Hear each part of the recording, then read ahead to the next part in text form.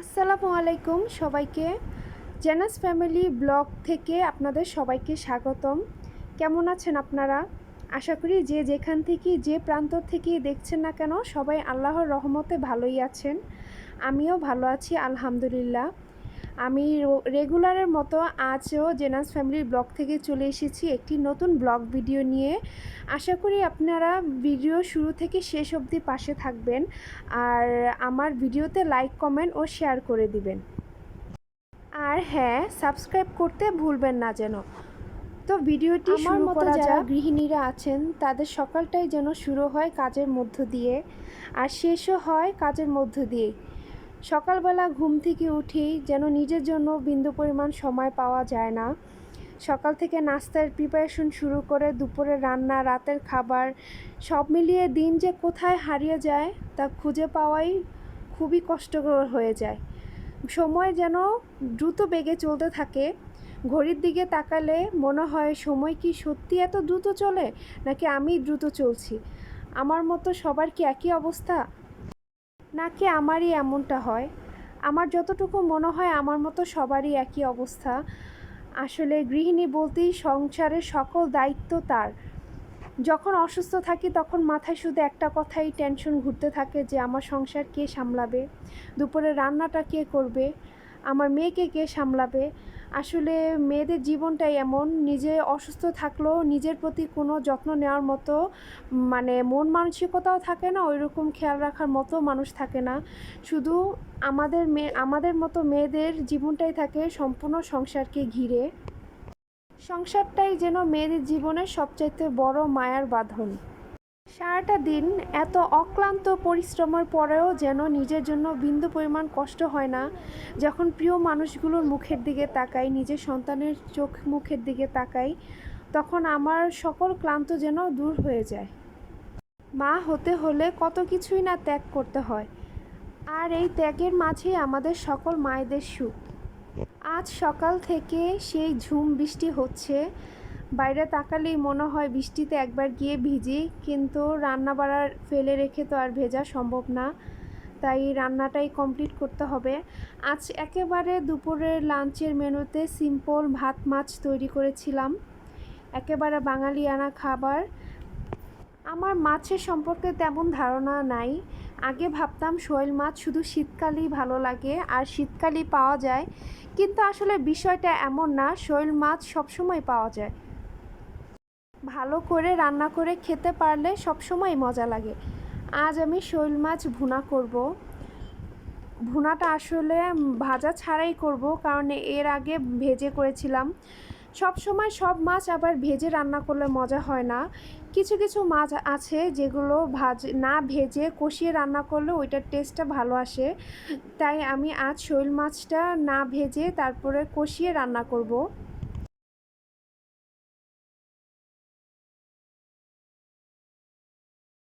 আমার রান্না বাড়া সকল আমার মার থেকে শেখা।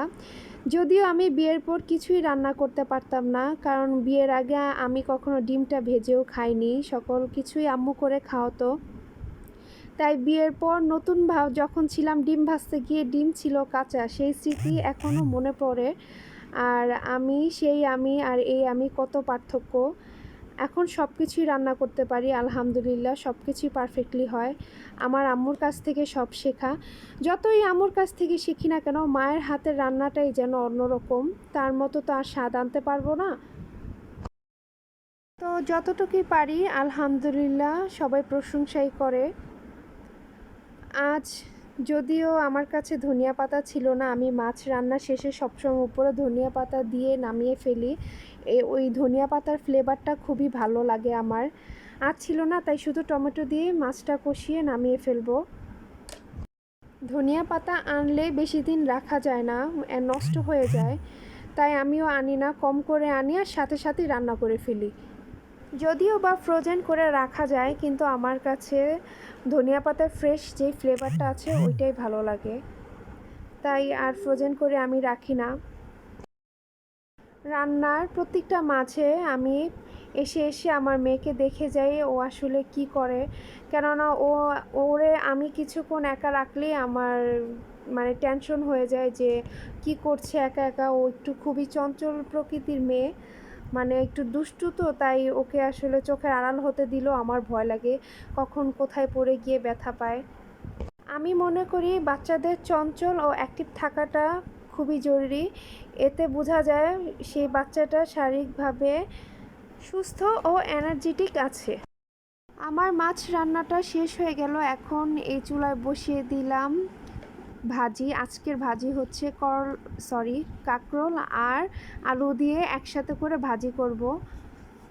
যদিও কাঁকরোল আমি তেমন বেশি একটা খাই না, তবে ভাজি করলে আমার কাছে ভালোই লাগে।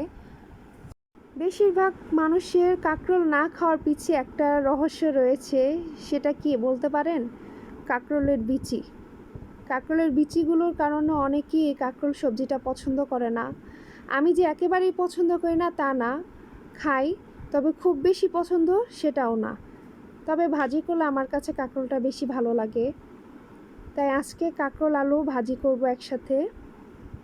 কোনো একটা সময় ছিল কোনো সবজিই খেতাম না, এমনকি মাছও পছন্দ করতাম না, হাতে গোনা দুই একটা মাছ ছাড়া।